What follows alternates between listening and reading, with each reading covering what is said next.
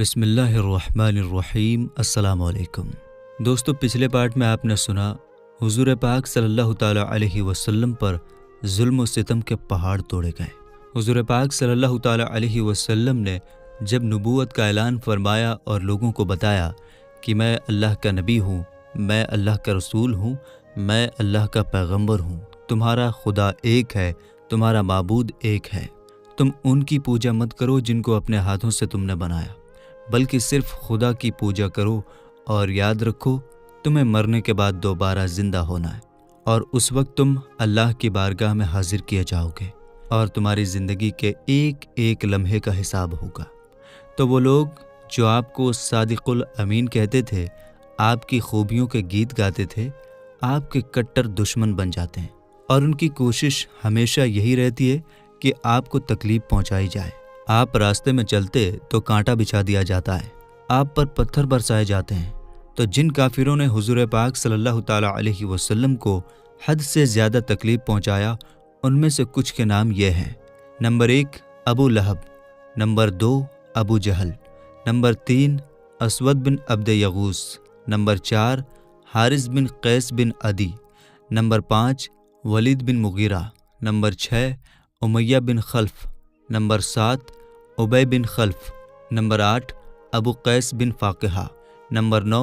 عاص بن while, number 10 نزو بن Haris, number 11 منبہ بن الحجاج، number 12 Zaheer بن ابی امیہ، number 13 سائب بن Saifi, number 14 Adi بن حمرہ، number 15 اسود بن عبد al Assad, number 16 عاص بن سعید بن العاص،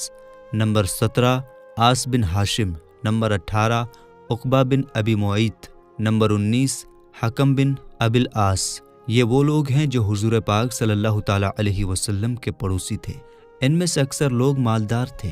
اور دن رات حضور پاک صلی اللہ تعالیٰ علیہ وسلم کو تکلیف پہنچانے میں لگے رہتے تھے۔ مکہ کے کافروں نے صرف حضور پاک صلی اللہ تعالیٰ علیہ وسلم ہی پر ظلم و ستم کا پہاڑ نہیں توڑا، بلکہ حضور پاک صلی اللہ تعالیٰ علیہ وسلم کے ساتھ ساتھ آپ کے چاہنے والے مسلمانوں پر بھی ایسے ظلم و ستم کے پہاڑ توڑے کہ مکہ کی زمین بھی بلبلا اٹھی، کانپ گئی۔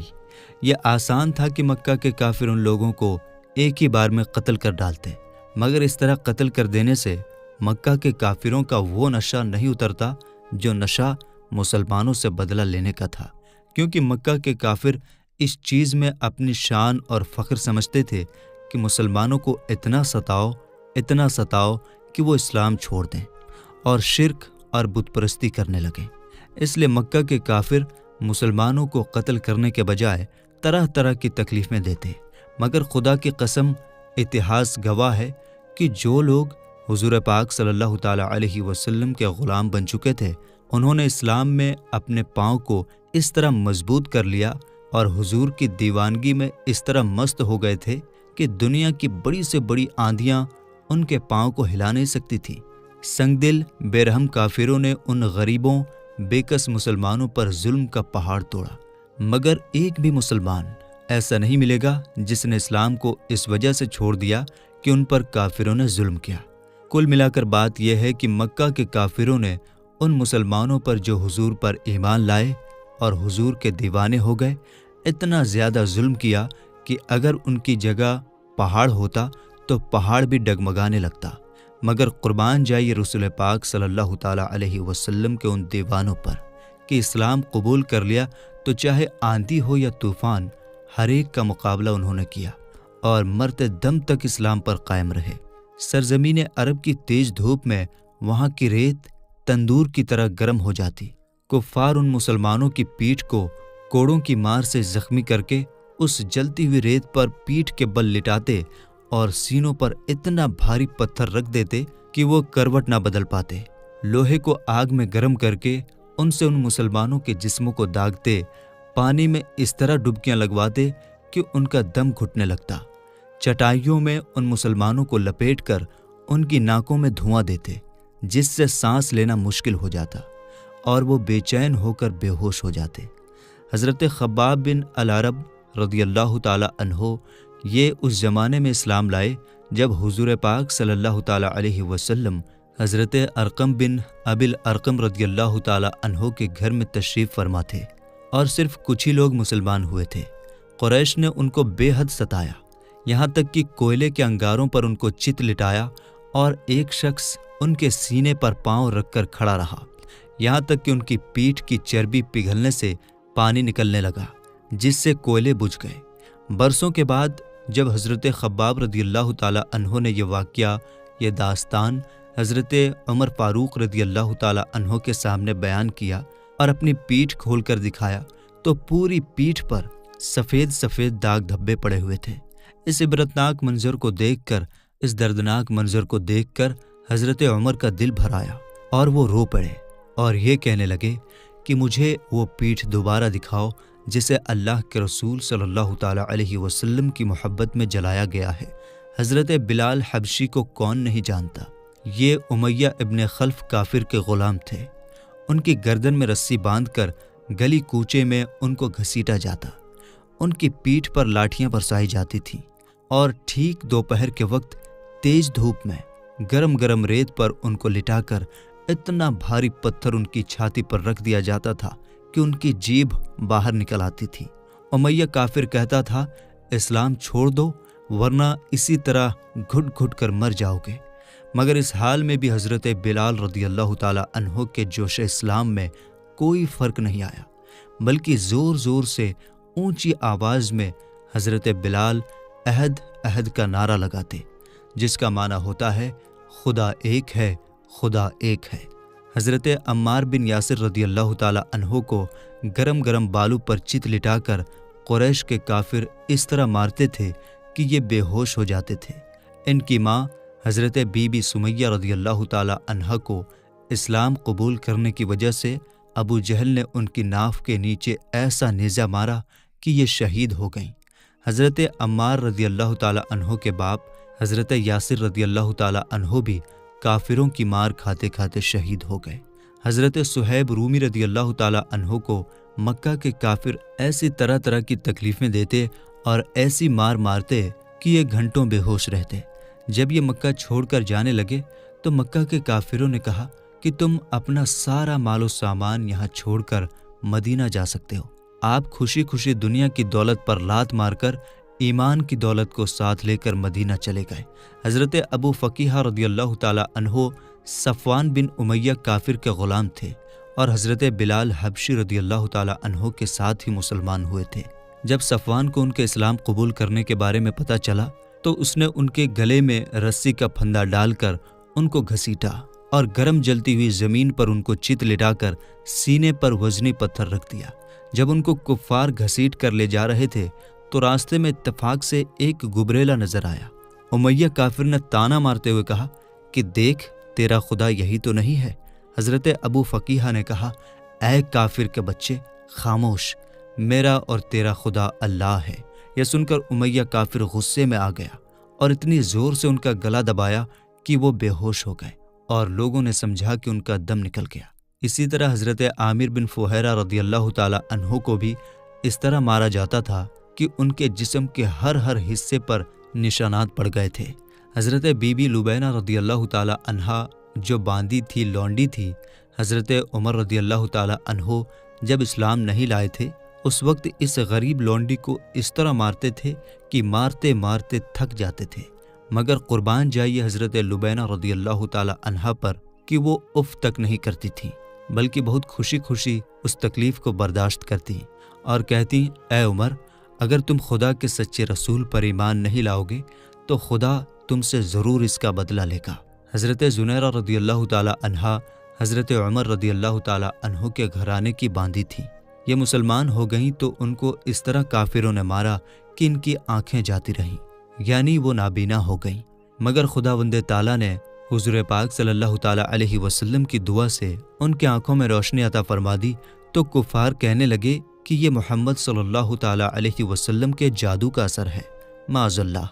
اسی طرح سے کئی ایک صحابہ اکرام اور صحابیات یعنی اللہ کے رسول کے چاہنے والے اور چاہنے والیاں ملیں گی جن کے دردناک داستان پڑھنے کے بعد واقعی میں جسم کے رونگٹے کھڑے ہو جاتے ہیں، لکھنے والے کا قلم رک جاتا ہے۔ اسی طرح حضرت بی بی نہدیہ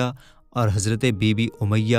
उबैस रदी अल्लाह ताला अन्हुमा भी बांदियां थीं। इस्लाम कबूल करने के बाद मक्का के काफिरों ने इन दोनों को तरह तरह की तकलीफें दी, मगर ये अल्लाह वालियां सब्र व शुक्र के साथ इन बड़ी बड़ी मुसीबतों को झेलती रहीं और इस्लाम से इनके कदम नहीं डगमगाए। हुजूर पाक सल्लल्लाहु ताला अलैहि वसल्लम के दोस्त अबू बकर सिद्दीक रदी अल्लाह ताला अन्हो ने किस किस तरह इस्लाम पर अपनी दौलत कुर्बान की, इसके बारे में सुने। आपने इन गरीब बेकस मुसलमानों में से अक्सर की जान बचाई। हज़रत बिलाल व आमिर बिन फुहैरा व अबू फ़कीहा व लुबैना व जुनैरा व नहदिया व उम्मे उनैस रदी अल्लाह ताला अन्हुम, इन सारे ग़ुलामों को बड़ी बड़ी कीमतें देकर ख़रीदा और सबको आज़ाद कर दिया और इन मज़लूमों को काफिरों के जुल्म व सितम से बचा लिया। हज़रत अबू ज़र गफ़ारी रदी अल्लाह ताला अन्हो ने जब इस्लाम कबूल किया तो मक्का में एक मुसाफिर की हैसियत से कई दिन तक हरम काबा में रहे। ये रोज़ाना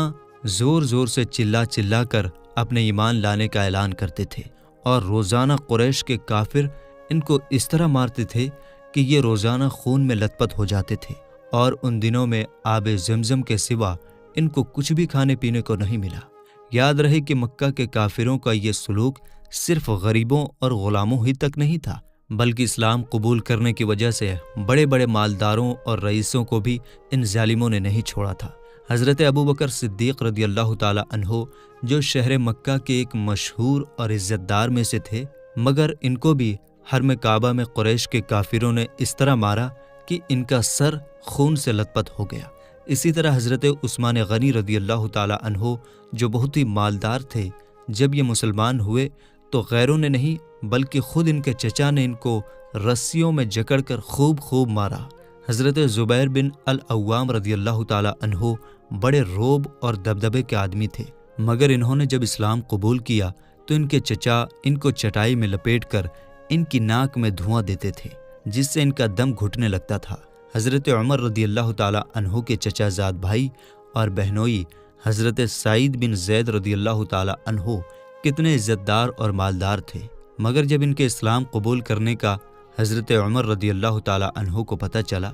तो इनको रस्सी में बांध कर मारा और साथ ही हज़रत उमर रदी अल्लाह ताला अन्हो ने अपनी बहन हज़रत बीबी फ़ातिमा बिनते अल ख़त्ताब रदी अल्लाह ताला अन्हुमा को भी इस ज़ोर से थप्पड़ मारा कि उनके कान के पर्दे फट गए और चेहरे पर खून बह निकला। एक मर्तबा कुरैश के सरदार हरम काबा में बैठे हुए ये सोचने लगे कि आखिर इतनी तकलीफ़ें और सख्तियों को बर्दाश्त करने के बावजूद मोहम्मद सल्लल्लाहु ताला अलैहि वसल्लम अपनी तबलीग क्यों बंद नहीं करते, अपने इस्लाम का प्रचार क्यों बंद नहीं करते, आखिर इनका मकसद क्या है। हो सकता है ये इज्जत और दौलत की खातिर ऐसा कर रहे हों। चुनांचे सबों ने उतबा बिन रबिया को हुजूर पाक सल्लल्लाहु ताला अलैहि वसल्लम के पास भेजा कि तुम किसी तरह उनका मकसद मालूम करो। चुनांचे वो तन्हाई में अकेले आप सल्लल्लाहु ताला अलैहि वसल्लम से मिला और कहने लगा कि ए मोहम्मद सल्लल्लाहु ताला अलैहि वसल्लम, आखिर इस्लाम का प्रचार करने का आपका क्या मकसद है? क्या आप मक्का के सरदार बनना चाहते हैं या इज्जत और दौलत चाहते हैं या किसी बड़े घराने में शादी करना चाहते हैं? आपके दिल में जो तमन्ना हो खुलकर बता दीजिए। मैं इसकी गारंटी लेता हूँ कि अगर आप इस्लाम का प्रचार करने से रुक जाएं तो पूरा मक्का आपका हुक्म मानने लगेगा और आपकी हर ख्वाहिश और तमन्ना पूरी कर दी जाएगी। उतबा की ये बातें सुनकर हुजूर पाक सल्लल्लाहु ताला अलैहि वसल्लम ने जवाब में कुरान मजीद की कुछ आयतें तिलावत फरमाई, जिनको सुनकर उतबा इस तरह मुतासिर हुआ, इस तरह इम्प्रेस्ड हुआ कि उसके जिस्म का रोंगटा और बदन का बाल बाल अल्लाह के खौफ से लरजने और कांपने लगा और हुजूर पाक सल्लल्लाहु ताला अलैहि वसल्लम के मुंह पर हाथ रखकर कहा कि मैं आपको रिश्तेदारी का वास्ता देकर रिक्वेस्ट करता हूँ कि बस कीजिए, मेरा दिल इस कलाम की अजमत से फटा जा रहा है। उतबा हुजूर पाक सल्लल्लाहु ताला अलैहि वसल्लम की बारगाह से वापस हुआ, मगर उसके दिल की दुनिया रोशन हो चुकी थी। उतबा बोलने में एक बहुत बड़े माहिर आदमी थे। उन्होंने वापस लौटकर कुरैश के सरदारों से कह दिया कि मोहम्मद सल्लल्लाहु ताला अलैहि वसल्लम जो कलाम पेश करते हैं वो ना जादू है, ना कहानी है, ना शायरी है, बल्कि वो कोई और ही चीज़ है। लिहाजा मेरी राय है कि तुम लोग उनको उनके हाल पर छोड़ दो। अगर वो कामयाब होकर सारे अरब के सरदार हो गए तो इसमें हम कुरैशियों ही की इज्जत बढ़ेगी, वरना सारा अरब उनको खुद ही ख़त्म कर देगा। मगर कुरैश के बदमाश काफिरों ने اتبا کا یہ مشورہ نہیں مانا اور اپنی ضد پر اڑے رہے اور ظلم و ستم اور بڑھا دیا۔ جب یہاں سے بات نہیں بنی اور ان کی امیدوں پر پانی پھر گیا تو قریش کے کافر حضور پاک صلی اللہ تعالیٰ علیہ وسلم کے چچا ابو طالب کے پاس آئے اور حضور پاک صلی اللہ تعالیٰ علیہ وسلم کے اسلام کا پرچار کرنے اور بتوں کے خلاف بولنے کی شکایت کی۔ ابو طالب نے بہت ہی نرمی کے ساتھ ان لوگوں کو سمجھا بجھا کر واپس کر دیا، لیکن حضور پاک صلی اللہ تعالیٰ علیہ وسلم کو اللہ کا یہ فرمان آ چکا تھا کہ تم اعلانیہ کہہ دو جس بات کا تمہیں حکم ہے، تو اللہ کے رسول صلی اللہ تعالیٰ علیہ وسلم اس حکم پر عمل کرتے ہوئے اعلانیہ طور پر شرک اور بت پرستی کی برائی کرتے اور خدا کے ایک ہونے کی دعوت دیتے۔ اس لیے قریش کا غصہ پہلے سے زیادہ بھڑک اٹھا۔ چنانچہ قریش کے تمام سردار یعنی اتبا، شیبہ، ابو سفیان، عاص بن ہشام، ابو جہل، ولید بن مغیرہ اور عاص بن وائل وغیرہ سب ایک ساتھ مل کر ابو طالب کے پاس آئے اور یہ کہا کہ آپ کا بھتیجا محمد صلی اللہ تعالیٰ علیہ وسلم ہمارے معبودوں کی برائی کرتا ہے، یعنی ہم جن کی پوجا کرتے ہیں، جن کی پوجا ہمارے باپ داداؤں نے کیا، ان کی وہ برائی کرتے ہیں۔ اس لیے یا تو آپ بیچ میں سے ہٹ جائیں یا اپنے بھتیجے کو ہمارے حوالے کر دیں، یا پھر آپ بھی کھل کر ان کے ساتھ میدان میں نکل پڑیں تاکہ ہم دونوں میں سے ایک کا فیصلہ ہو جائے۔ ابو طالب نے قریش کا تیور دیکھ کر سمجھ لیا کہ اب بہت ہی خطرناک وقت آ گیا ہے۔ ظاہر ہے کہ اب قریش حضور کی ان باتوں کو برداشت نہیں کر سکتے اور میں اکیلا تمام قریش کا مقابلہ نہیں کر سکتا۔ ابو طالب نے حضور کو بہت ہی محبت بھرے لہجے میں سمجھایا کہ میرے پیارے بھتیجے، اپنے بوڑھے چچا کی سفید داڑھی پر رحم کرو اور بڑھاپے میں مجھ پر اتنا بوجھ مت ڈالو کہ میں اٹھا نہ سکوں۔ اب تک قریش کا بچہ میرا احترام کرتا تھا، مگر آج قریش کے سرداروں کا تیور اس طرح بگڑا ہوا تھا کہ اب وہ مجھ پر اور تم پر تلوار اٹھانے سے بھی پیچھے نہیں ہٹ سکتے۔ لہٰذا میری رائے یہ ہے کہ تم کچھ دنوں کے لیے اسلام کی دعوت کو روک دو۔ اب تک حضور پاک صلی اللہ تعالیٰ علیہ وسلم کے ظاہری مددگار جو کچھ بھی تھے وہ صرف اکیلے ابو طالب ہی تھے۔ حضور پاک صلی اللہ تعالیٰ علیہ وسلم نے دیکھا کہ اب ان کے قدم بھی اکھڑ رہے ہیں۔ چچا کی گفتگو سن کر حضور پاک صلی اللہ تعالیٰ علیہ وسلم نے بہت درد بھرے انداز میں فرمایا، چچا جان، خدا کی قسم اگر قریش میرے ایک ہاتھ میں سورج اور دوسرے ہاتھ میں چاند لا کر رکھ دیں تب بھی میں اپنے اس فرض سے باز نہیں آ سکتا،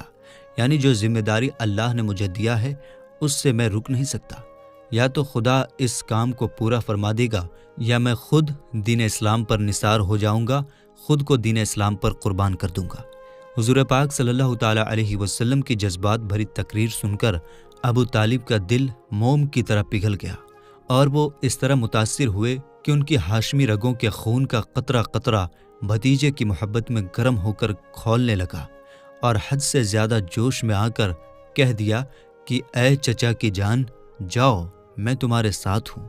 جب تک میں زندہ ہوں تمہارا کوئی بال بھی بانکا نہیں کر سکتا۔ جب مکہ کے کافروں کی طرف سے مسلمانوں پر اس طرح ظلم ہونے لگا کہ مکہ کے اندر زندگی گزارنا ان کے لیے بالکل دشوار ہو گیا تو حضور پاک صلی اللہ تعالیٰ علیہ وسلم نے مسلمانوں کو حبشہ کی طرف ہجرت کرنے کا حکم دیا،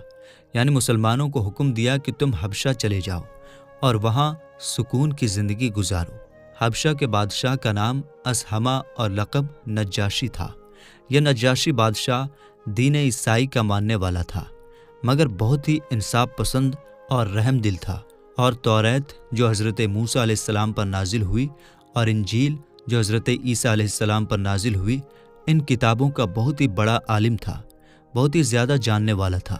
جانکار تھا۔ جب اللہ کے نبی صلی اللہ تعالیٰ علیہ وسلم نے نبوت کا اعلان فرمایا تو اعلان نبوت کے 5ویں سال رجب کے مہینے میں 11 مرد اور 4 عورتوں نے حضور پاک صلی اللہ تعالیٰ علیہ وسلم کے حکم سے مکہ چھوڑ کر حبشہ کی جانب ہجرت فرمایا، یعنی مکہ کو چھوڑ دیا اور حبشہ کو اپنا وطن بنا لیا۔ اسلام میں ان لوگوں نے جن لوگوں نے اسلام کی خاطر ہجرت کیا، یعنی مکہ کو چھوڑ کر دوسری جگہ کو اپنا وطن بنایا، انہیں مہاجرین کہا جاتا ہے۔ ان مہاجرین اکرام کے مقدس نام جنہوں نے حبشہ کی طرف پہلی بار ہجرت فرمائی یہ ہیں: نمبر 1-2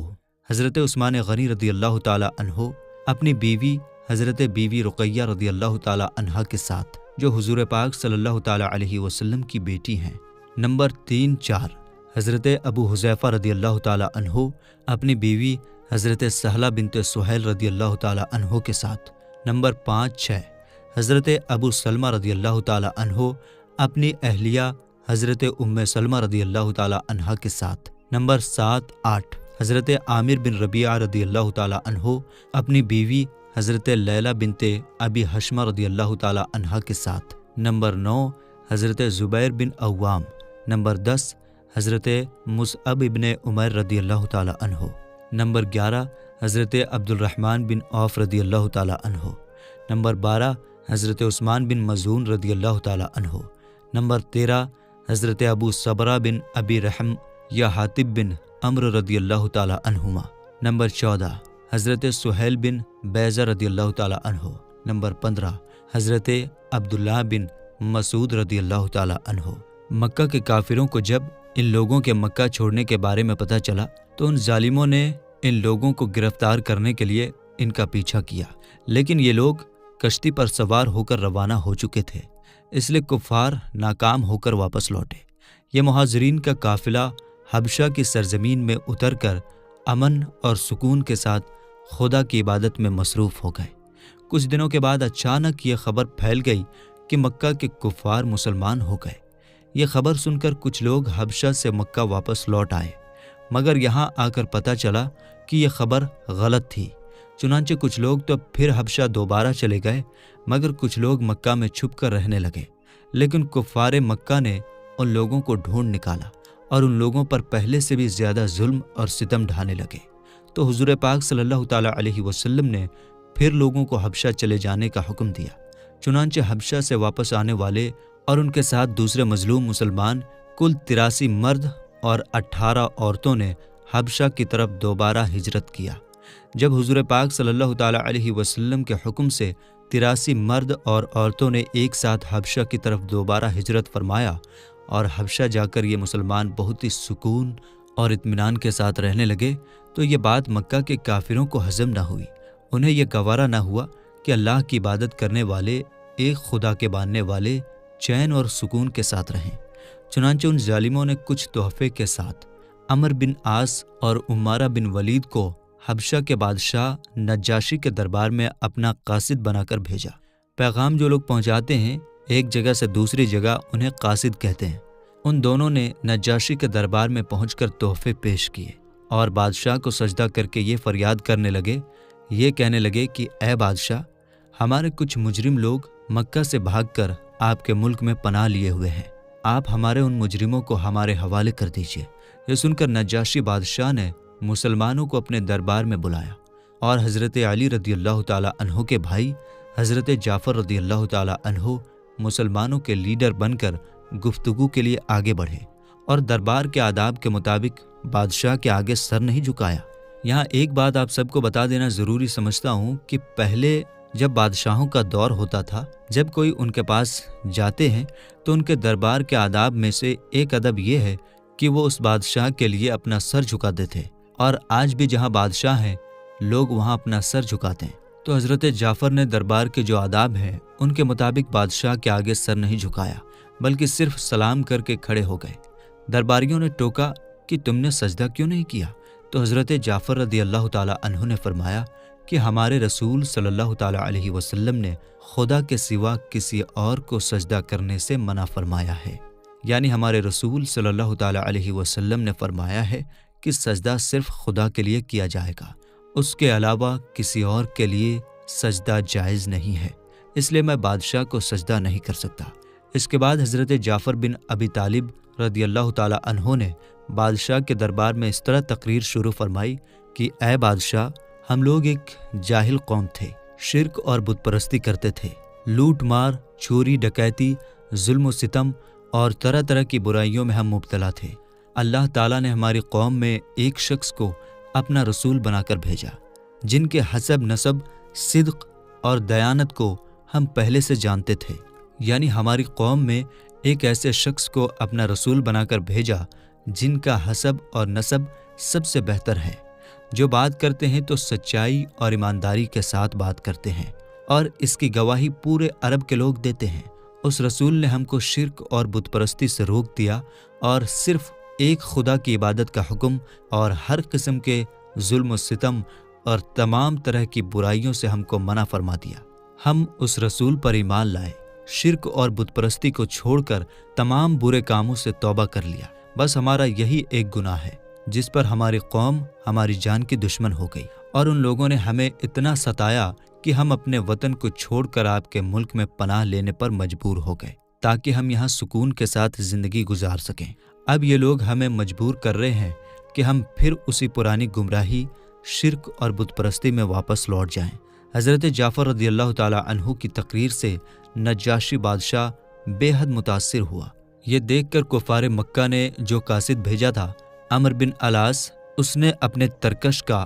آخری تیر بھی پھینک دیا اور کہا کہ اے بادشاہ، یہ مسلمان لوگ آپ کے نبی حضرت عیسیٰ علیہ السلام کے بارے میں کچھ دوسرا ہی عقیدہ رکھتے ہیں،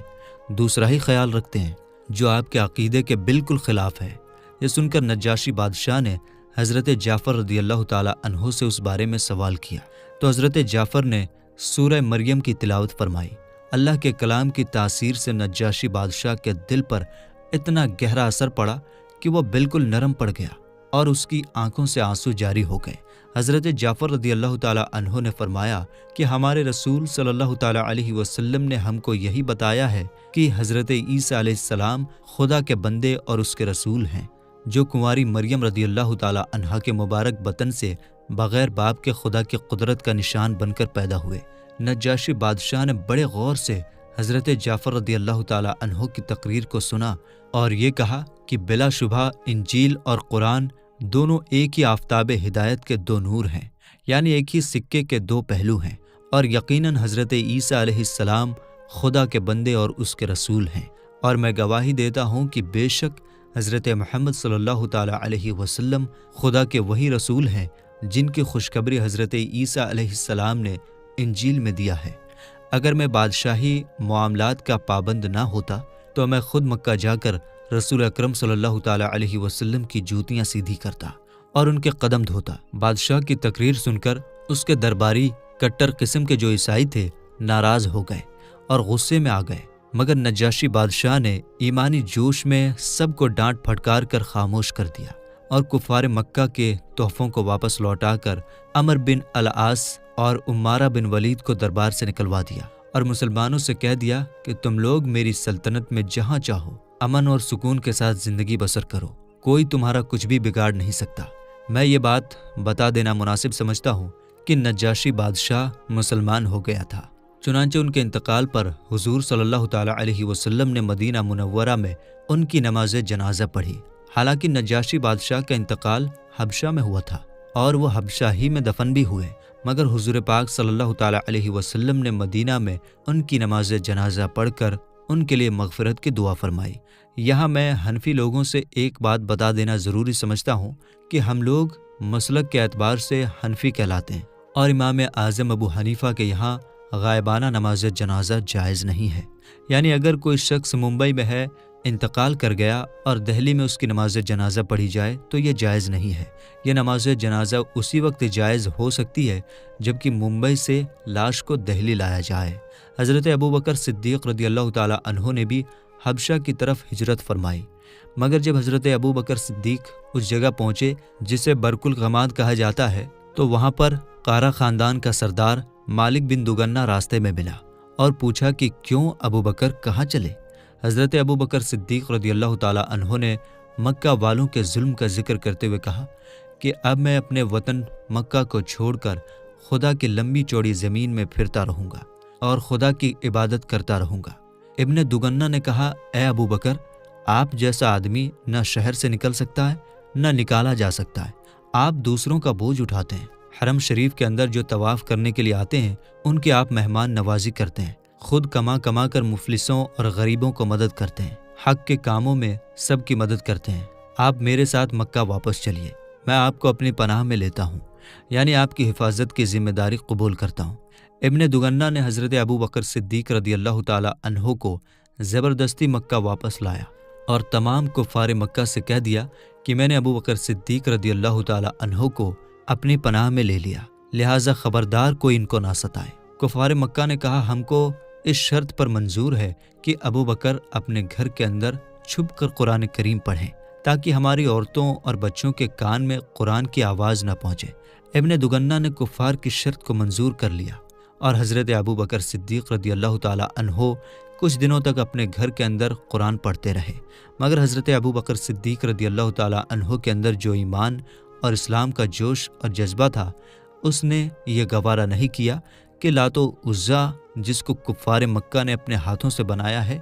ان کی پوجا اعلانیہ طور پر ہو، اور جس خدا نے ساری دنیا کو بنایا اس کی عبادت گھر کے اندر چھپ کر ہو۔ چنانچہ حضرت ابو بکر صدیق رضی اللہ تعالی عنہ نے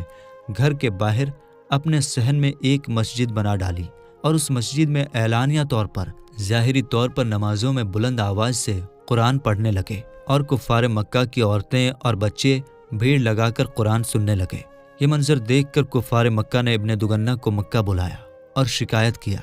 کہ ابو بکر گھر کے باہر قرآن پڑھتے ہیں، جس کو سننے کے لیے ان کے گرد ہماری عورتوں اور بچوں کا میلہ لگ جاتا ہے، اس سے ہم کو بڑی تکلیف ہوتی ہے، لہٰذا تم ان سے کہہ دو کہ یا تو وہ گھر میں قرآن پڑھیں ورنہ تم اپنی پناہ کی ذمہ داری سے دستبردار ہو جاؤ، یعنی ان سے یہ کہہ دو کہ میں نے جو تمہاری حفاظت کی ذمہ داری لی تھی اب میں تمہاری حفاظت نہیں کر سکتا۔ چنانچہ ابن دگنہ نے حضرت ابو بکر صدیق رضی اللہ تعالی عنہ سے کہا کہ اے ابو بکر، آپ گھر کے اندر چھپ کر قرآن پڑھیں ورنہ میں اپنی ذمہ داری قبول نہیں کر پاؤں گا، اپنی ذمہ داری کو پورا نہیں کر پاؤں گا۔ اس کے بعد کفار مکہ آپ کو ستائیں گے تو میں اس کا ذمہ دار نہیں ہوں گا۔ یہ سن کر حضرت ابو بکر صدیق رضی اللہ تعالی عنہ نے فرمایا،